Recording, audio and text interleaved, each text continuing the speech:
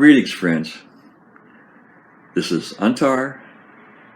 I'd like to tell you the story about the first time I met Sitar legend NIKHIL BANERJEE. And I met him in 1971.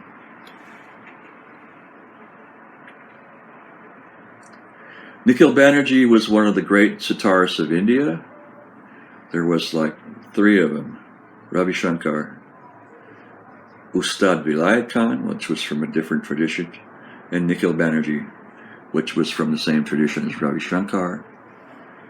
He studied with Ali Akbar's father, Ustad Alauddin Khan, and he studied for about 15 years with Ali Akbar Khan Sahib. And he used to come to California. NIKHIL BANERJEE used to come to California once a year and teach at the Mills College, Oakland. It was part of the American Society for Eastern Arts Indian Music program. So I had been studying with a teacher in San Francisco, Shah Ji, who was a character, and he was a bean player, the Rudravina. And then I got out from under that. I had a friend who was an old North Coast surfer. He was a little older than I, and he was really into yoga. And he was studying tabla. I was looking to, maybe learn some Indian music, because I studied with Shahji for a minute, and it didn't work out. So he was studying tabla, and he was learning from the legend Kanai Datta. And it was at Mills College Indian Music program in the summer. So NIKHIL BANERJEE teaching and Kanai Datta teaching tabla. And he turned me on to NIKHIL BANERJEE. He loaned me the record and everything. And I liked the record, and NIKHIL BANERJEE had a very different approach and sound than Ravi Shankar. Ravi Shankar was really popular then. I listened mostly to Ravi Shankar. NIKHIL had a very warm, fat, mellow sound for sitar, very different than the sound of Ravi Shankar. And he played it in a very unhurried manner. No jerking or anything, And sound kind of like Ali Akbar Khan on a sitar. So, my friend who was studying tabla was trying to convince me, why don't you go there? I was thinking about going there, or maybe the Ali Akbar College. He was trying to convince me to go. So I decided to go there. And I applied for a scholarship to the American Institute of Indian Arts. And they gave me a scholarship to do the Indian music program. This is, very meaningful story in my life. I loved NIKHIL BANERJEE, was learning from him, and used to go and visit him. He had a flat in Berkeley, and I would go there and hang out with him. I'd call him on the phone. I thought he was God, was a young man. So it was all going to happen. So me studying at the Indian music program at Mills College, Oakland. Oakland is in the East San Francisco Bay. It's a city next to Berkeley.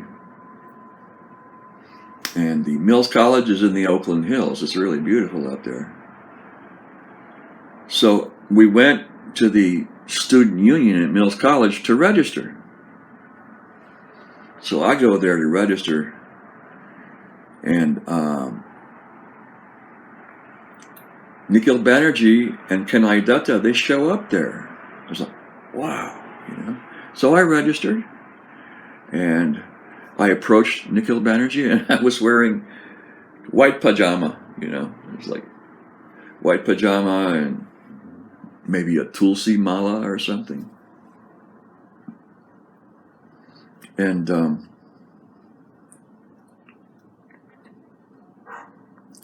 he said, "What's your name?" And I said, "My name is Antar." And he says, "Oh, you have such, you are familiar with Indian ways, and you have such a Indian name and all that." And I told him what I was up to.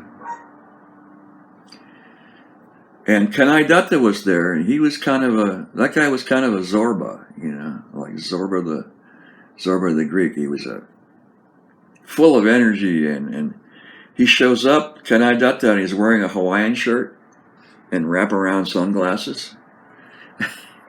And he had been running foot races with some of the students outside to see who they can beat. If I can beat them, you know. And he was trying to convince some students to let him drive their car, you know, because in 1971 in India, not a lot of people had cars, you know, and he liked to drive cars, you know. So whenever he came to the States, he would try to get someone to let him drive their car, you know. So what happened?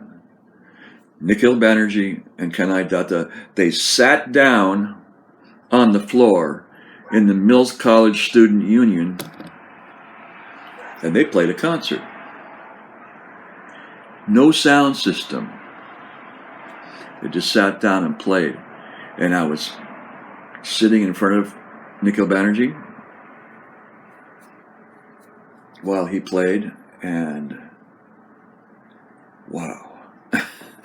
They played a raga for about an hour and 5 minutes, or an hour and 15 minutes. He played a morning raga. For those of you who are into ragas, Rag Nat Bhairav. And I was watching his technique. What a hand Nikhil Banerjee had. That's what they say in India. What a hand he had. And it's true. And it's just, you know, I had a feeling of being absolutely at the right place, at the right time, with the right people. And I fell in love with Nikhil Banerjee that morning, you know, and was excited to be his student. So I think it was the first day of class. We were supposed to meet with him, and he had an assistant teacher there. And there were 3 levels of classes. There was a beginner class, which was taught by the assistant, intermediate, which was taught by Mr. Banerjee, and advanced class taught by Mr. Banerjee. And he was giving vocal classes also. I learned some songs from Nikhil Da. That's what he's called in our tradition in India, Nikhil Da. Nikhil Da means Nikhil, older brother. But we used to call him Mr. Banerjee. Everybody called him Mr. Banerjee. So I started calling him Mr. Banerjee. And there's a story there that when he first came to the States to teach, someone said, well, you know, because people had been with Ali Akbar, and we used to call Ali Akbar Khan Sahib. That's a respectful way, Mr. Khan or Mr. Khan, sir. So some student, this is the story, I don't know, some student asked Mr. Banerjee, what do we call you? How do we address you? And apparently he said, what do you call your teachers in America? Said, well, we call them Mr. So-and-so. He said, then Mr. Banerjee. So we always called him Mr. Banerjee. It was wonderful. So the first day, I go there, I'm in white pajamas again, and I sat with Nikhil Banerjee one-on-one. And he play, you know, he asked me to play something, and I didn't know how to play anything. I'd been working on exercises in this book, My Music, My Life, by Ravi Shankar. In the back of the book, there are sitar exercises. They're like all the sitar exercises. So I've been working on that. So he said, play, play. And I played one of the exercises. He said, oh, okay. You have studied with Indranil? He was referring to another sitarist, Indranil Bhattacharya. Somehow he got the idea. No, I didn't. I got these from Ravi Shankar's book. He never referred to that again. And he said, you know, what else can you play? And so I played another exercise. He said, can you play something else, you know? So I said, well, I can play some alap. He said, no, don't play alap. That is for after 12 years. 12 years. And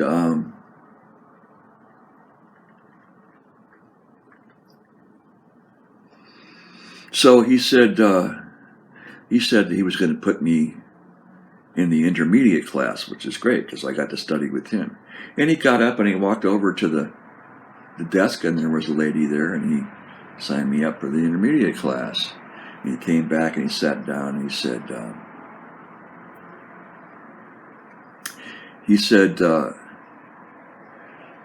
said, keep playing what you're playing. Keep working on that. He said, we're going to have class tomorrow, and I'm going to teach Agat. Agat is a composition, instrumental composition in North Indian classical music. He said, I will teach Agat. Don't take it seriously. Keep doing what you're doing. And then he says, I want you to take this all the way. I want you to go on doing. You don't know what you will get. Go on doing. And he said, if you want to swim the ocean, you have to swim small lengths at a time, like maybe a swimming pool or something like that. So an incredible, inspiring time for me to sit with a master like that. And I sat with them other times in the years that went on. And I went to class. There were about 28 sitar players in the class. And some of them were hippies, you know. And there was a group of people that were living in cardboard boxes in the Oakland Hills. And some of them were there. And so he started teaching this gut, you know. And we weren't allowed to write not until the class was over. Then after the class, we could write down what he had taught.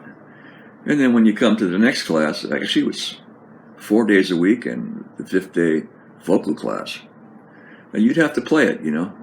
So the following day, there weren't 28. There were about 12.